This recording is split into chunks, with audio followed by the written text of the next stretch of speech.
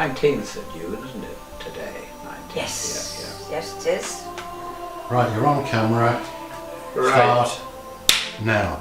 Right, I'm Hugh Davidson and this is Eileen Swales, and it's the 19th of June 2015. We're in Laxey, and as you can see, while it's the middle of the summer, it doesn't look like it, and the purpose of this interview is to hear about Eileen's life, and in particular we're researching, Rushen Heritage Trust is researching the Perwick Bay Hotel, and Eileen's father, Mr. Scrimger, was the owner from 1930 to about 1945, and we're going to hear quite a lot from Eileen about her memories of the Perwick Bay Hotel, and particularly about her father, Mr. James Scrimger.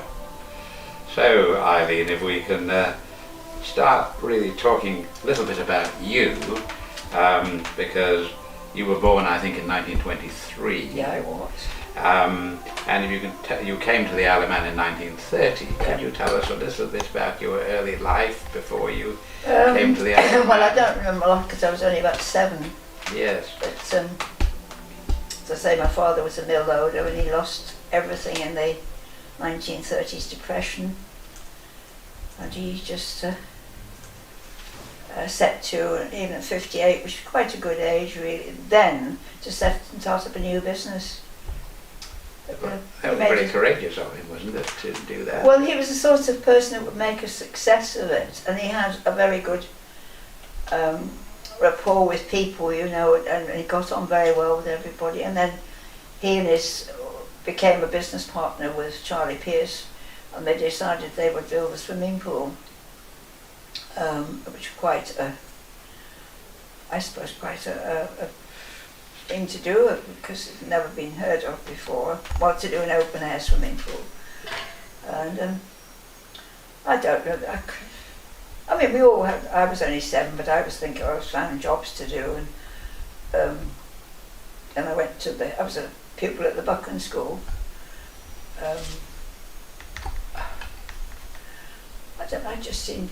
We just seemed to enjoy the. I mean, with some holidays, if I wasn't found something to do, I used to be swimming in the pool, and then, of course, when the war came, we had been internees before they went to Port Erin. And then when they left, we had the, I can't remember, the Cheshire Regiment or the Pioneer Regiment. They were mostly Manxmen, older Manxmen. They were stationed with us because they were at the guard for the radio station up at Craignish. Oh yes. And then when they went, and then we sort of opened the hotel again, we had a lot of, Bar Queen then was the officer training unit. For their Royal Army Pay Corps. Yes, and then we used to get a lot of catering from them, and then I think I decided in 40, could have been 45, 44, I just wanted to go out in the world, because it was difficult getting staff in the wartime, of course. But, so I worked in London for quite a while, and then I got fed up with that, and I joined the forces. So did you? Then I came back to the island. Yes, when did you come back to the island? 48 or 49, 48 I think. Yeah, and just coming back to the Perwick Bay and the wartime, there was a court case about a police raid, because you had a number of army people there who started an officers' mess there, and it wasn't licensed, but they were selling drink there.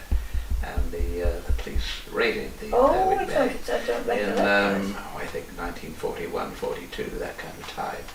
And I don't know what happened to the army people involved, but there was a bit of trouble then anyway. Oh, that's interesting. No, I don't recollect that. Yeah, yeah. And can you tell us a little bit more about what it was like for the mill owners? You said that a lot of your family were in the mill business, and well, no, some suicides and so on. My oldest half-brother was in the business, and then he went out to Peru pursuing the cotton trade. But quite a few of my father's friends took their own lives because they couldn't see any way out. I mean, they just, a lot of even older men than my dad. Because Yeah. we lived quite a comfortable lifestyle. We had a nice house in Worsley and we had a cottage up in the Lake District. My father had a car, and he'd worked hard and it'd been his bars before him, and I think it was hard going, you know. Yeah, it must have been. So how did they collect the money together to... I buy never the knew, Pelwick Bay but I would Hotel? imagine probably all the family helped. Yes. But I was too young to, you know, I didn't question where or how it must have been very hard going. Yes, I think it must have been a family thing because the Pelwick Bay was a limited company with a number of shareholders. Yes, I would and imagine think so. Family members would have been shareholders. Whether his business partner, Charlie Peace, sent any money in there, I don't know, but I mean, I was a bit young then to know financial. Yes, of course. And did Charlie Peace carry on, or...? No, he was just, I think he was semi-retired. I can visualise him, but I can't. In fact, he's on one of those photos, I think, Yes. for the swimming pool. Yeah. Well, your father made a big impression as a personality, and he was a leading Yes, personality he did, yes. in the 1930s, and he looks quite a serious man, a little bit formal. What kind of a man was your father? How would you describe him? I suppose a lot stricter than fathers that are with their children these days, you know. Yes. I don't know, I just had a happy childhood, really. Yes. And you went to the Buchan? Yes. Yes. And you were there till you were, what? 15. I must have left school the year the war started. Yeah. And did you work in the hotel at all?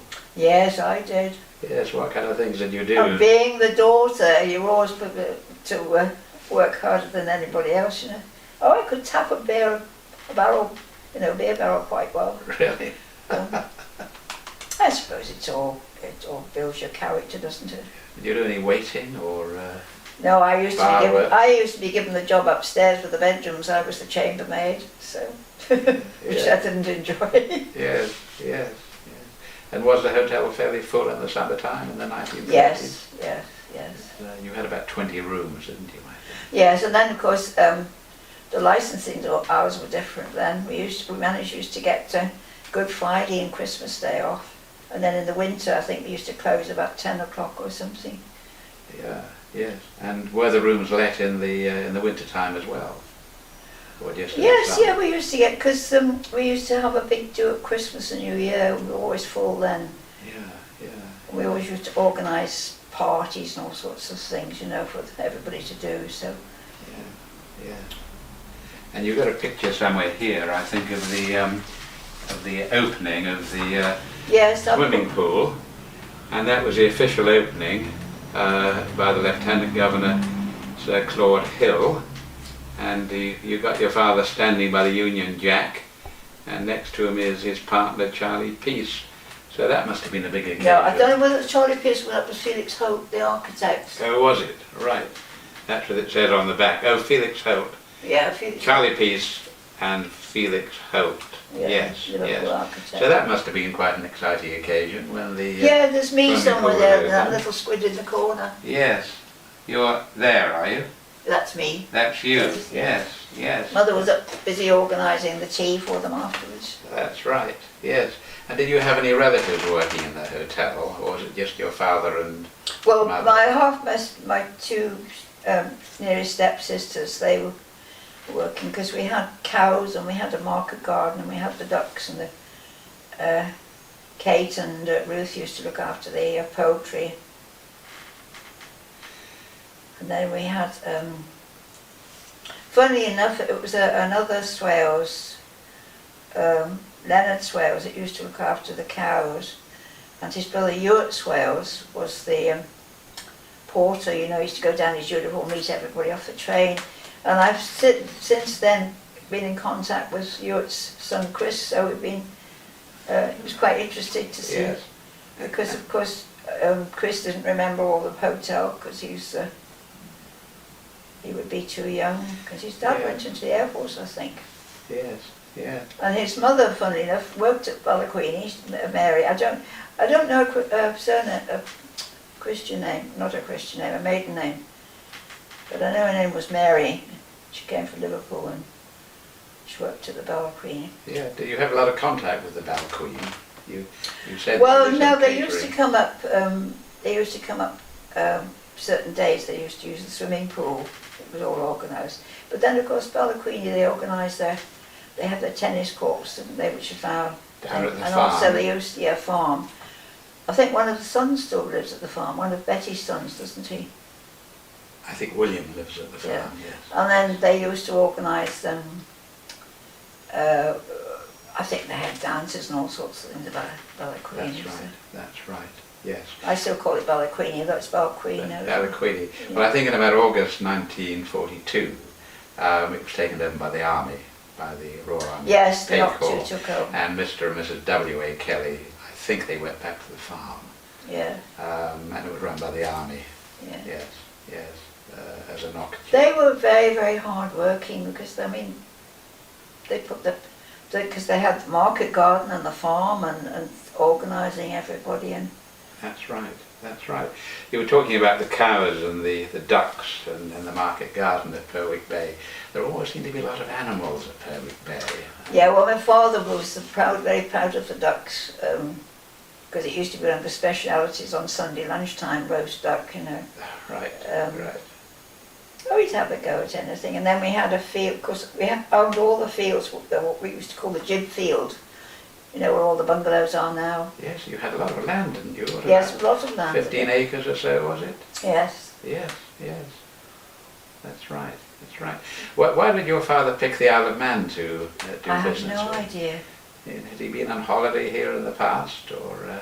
I have no idea why they decided to come to the Isle of Man. Yes. Because I think I was too young, really, about 6 or 7 when the crisis happened to really know Yes, what yes. was going Yeah, on. yeah. Just coming back to the swimming pool, it was a very, very popular place with local people as well. And a number of local people seemed to go in at night. Yes, but they didn't have to pay. They didn't have to pay. I think my late husband was probably one of those, and Jackie Wood, quite a few of them. But Dad used to chase them, but he never really took, you know, they weren't didn't do vandalism like they do nowadays, you know, they're just full of mischief. That's right, that's right. I don't know whether they were wearing swimming costumes or not. I have no idea, I'd be too young to look. Yes. But it must have been quite a difficult hotel to run with the path. You know, you've got the swimming pool down below by the beach, you've got the hotel right up the path, Yes. up the hill. Yeah. It must have been quite hard to Well, I was run the usually hotel. designated to go and help run the cafe, and we take the milk and everything down, and I don't know, we coped, didn't we? Because there's quite a steep path down to the Portier swimming pool, wasn't there? Yes, that's quite true. Yeah. That's quite true. How many staff did you have in those days? Do you reckon? Oh, God. I know we had a very temperamental chef. And we had a temperamental head waiter that used to go off his rock and throw all the silver teapots out of the veranda window, you know. Really? Did he? I can't remember really. We had perhaps 2 or 3 in the dining room, and then there was a chef and the kitchen porter. Mother used to do a lot of the help in the kitchen, and I was Yeah. usually roped in to do something. And then we had upstairs staff. We had somebody in the bar, but I remember I used to do a lot of time in the bar. Yes. Tell me a bit more about the head waiter. How long was he there for? I can still see his face. His wife worked for us as well, I think. And I don't know what the argument was, but I remember Dad saying, "Look out, Sam's on one of his benders, and out goes the wheel down the Bruges, you know, collecting the silver teapots." Yeah. And so were you a boarder at the Buchan School, or I was a weekly boarder, You were a and then as weekly I got boarder. older, I became a day girl. so you'd come home at the weekends? And, Yes. Yes. Yes. Well, they had enough to cope with really, without me, you know, sort of under their, Yes. Yes. not under their feet, but at least they knew where I was all week, sort of thing. That's right. Well, the swimming pool must have been quite successful because it Oh, was it was. extended in Yes. 1934 or 35, and you had another 24 bathing huts and so on there. Yes, it was a big investment, but Yeah. I had being in business, I think he had a great foresight of what might take off, you know. Yes. Yes. Yeah. And Charlie Pierce, I don't know what he was a businessman. I don't know what he'd actually been in. But Yes. And your father, he's always referred to as Mr. Scrimgeour, yes. not James Scrimgeour. No, no. It was always Mr. So, and all the other people we've been looking at, people like Jack Wilson or Gil Robertshaw at the Bellevue, Yeah, I was trying Walter to think of Kelly, his you name, always yes. use their Christian names, but it was Mr. Scrimgeour. Was he a fairly I think formal possibly because person? he was, no, not really, because he was a lot older than, Yes. more mature, Yes. but he was always, and I think he was always called in the mill, he was always called Mr. Scrimgeour, you know. Yes, yes. It's Did he nice have- to hear it pronounced properly. Yes. What is the correct pronunciation of Scrimgeour. Scrimgeour? Yes. Yes. Some But people, people say pronounce it Scrimgeour or Scrimgeour, yes. Yes, yeah. exactly. It's a Scottish origin. Scottish origin, is it? Yes, yes. And then he retired. He sold the hotel in the 1945. didn't Yes, yeah. he? Yes. And what happened to the hotel at the end of the war? Did it reopen for visitors in? Oh yes, yes. Yeah, 1945. we had quite a successful season because people were, you know, sort of tired of the war. Yes. So he sold as a going concern to. I would think so. somebody Yes, else. yes. As I yes. say, I wasn't on the island then. No, we're not quite sure who it was sold to. I think. Oh, it that was the lady. I think I told you about. Oh, the you mentioned that. Was that Mrs. I Pye? I can't remember her name. Yes, and tell me about the lady and what your father said about that yes. lady. She was well, a stocky sort of person, and she came dressed in these riding breeches. And I remember me saying to Mother, I didn't know whether to take her to the gents or the ladies, you know, and I can't remember her name. She made quite a success of it. Did she really? But then they moved. They moved from Port St Mary. They came to live in Baldrine, and we came to live in Baldrine. So we sort of lost contact with what went on. Yeah. And I wonder who owned the hotel. We know what happened in 1960 because Mona Quillen took it over. But we're a bit sketchy about who owned the hotel between when your father sold it in 1945 and 1960. When we've got Mr. and Mrs. McCall, we've got the Pies. Oh yes, of course they were there. Yeah. Did they own it for a bit, Mr. and Mrs. McCall?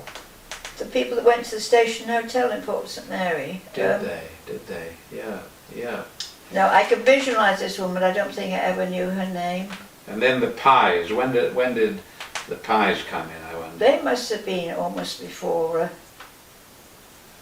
it was demolished, I would think. Yeah. As I say, and then my father died in 58. 58. 58. Died, yes. Um, Yes. And he didn't really, well, I suppose we were selling it, he wasn't really interested what happened. I remember the Queelans being there. Really? Yeah. So what did your father do between retirement and 1958? Just enjoyed life. Did he? And where was he living? Yeah? They lived in Baldrine. In Baldrine. Yeah. So he moved away from the south then. Yes, when he they went. retired. Oh, they went to see his eldest son Charles, who was still in Peru, and then they went to see mother's sister, who was in Uganda, and Yeah. they just enjoyed it because Yeah. they'd worked hard. Then why not? They worked very hard, didn't they? Yeah. Yes. And so what did you do then? Well, I after came that back closed? and I worked in the Castle Mona, and then that decided to close for the winter. So I went to where did I go to there? Oh, I think I had the winter not doing very much, and then I went to the hydro in Port Erin. Stayed a couple of years there. In the winter time when they closed, I went to the Bellevue, and then I ended up at the Falcon's Nest with Miss Really? Swinnerton. Well. Very formidable lady, Who was running it then? Miss Swinnerton. Well, and when would that be? Oh, 50, 51. Yeah. She got married in 50, so it must have been 50 probably. Yeah. And the hydro in Port Erin became the Ocean Castle, didn't it? Yes, and when I went a few years back and saw it had been demolished, I was absolutely heartbroken. Yes. It's very sad, isn't it? Beautiful hotel, and it yeah. was the Cleggs built it, of course, the That's right. Clegg family, and then they had the hydro in Ramsey. Yes, yes, yes, that's it, that's it. And then you got married in 1950 Yeah, to Alan, yes. yes. And did you move to Balbrine then, or not? No, we lived in Port St Mary. Yeah. And then my parents moved, and Mother was anxious because I think I had 3 children by then. Mother was anxious so they bought us a house in Balbrine. So. Yeah, yeah. And then we've just been down in this house about 25 years, I think. Really, really. And you and Alan started up the flooring business, did you? Yes, we've just celebrated 50 years. Well, that's pretty Yeah. good. Yes, he wasn't very well, and I went back in the business when I was 68 and with my youngest son. And I was determined we would make a success, a bit of my father and me. And then he was very fortunate. His wife is totally absorbed in the business. She's absolutely fantastic, although she's got 4 children.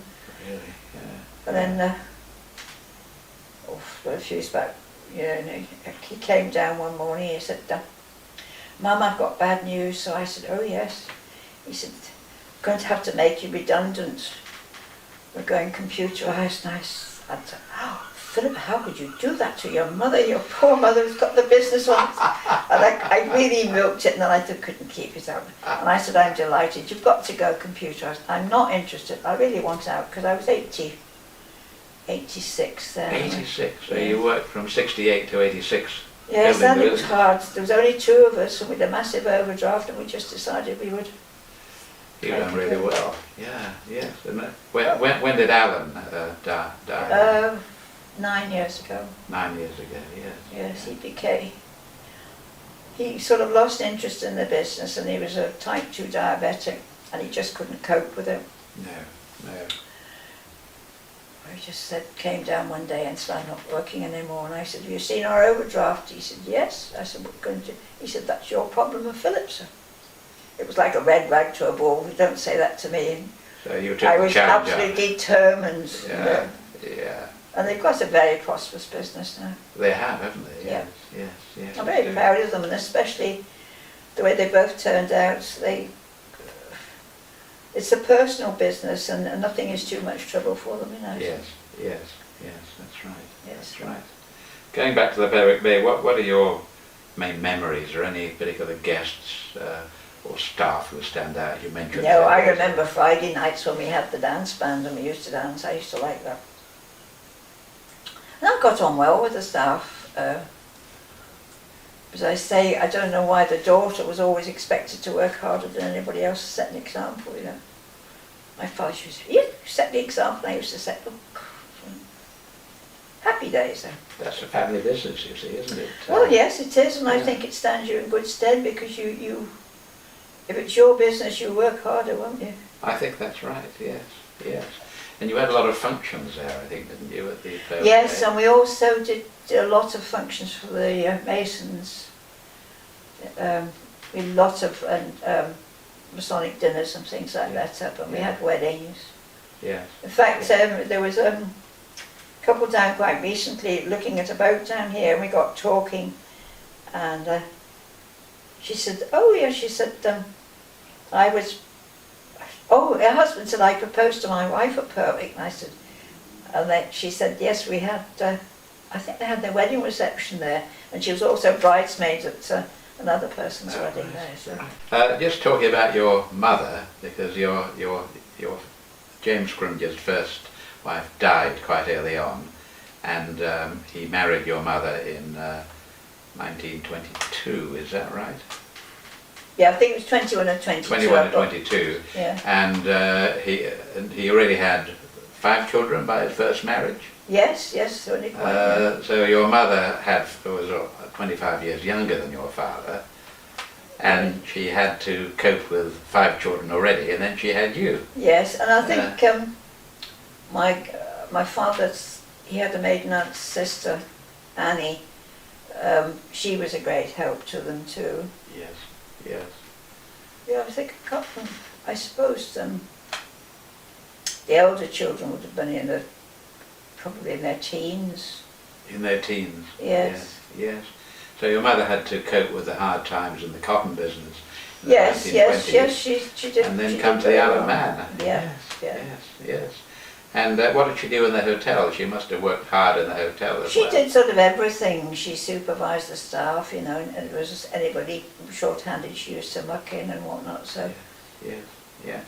And then what did she do when the Perwick Bay was sold? Her husband died in 1958, didn't he? And Well, she came to live, we had an annex, not an annex, but a sort of stable where we lived in Baldwin. She made that into a little cottage, and then we moved in Baldwin. We lived on the schoolhouse corner, Baldwin corner, and we were able to get a flat built for her in the gardens. oh, I see. Yes. And how old was she when she moved on? Oh. She decided that she would like to go into a residential home, which was a shame really, because mentally she shouldn't have gone in, I don't think, but she decided, and she died,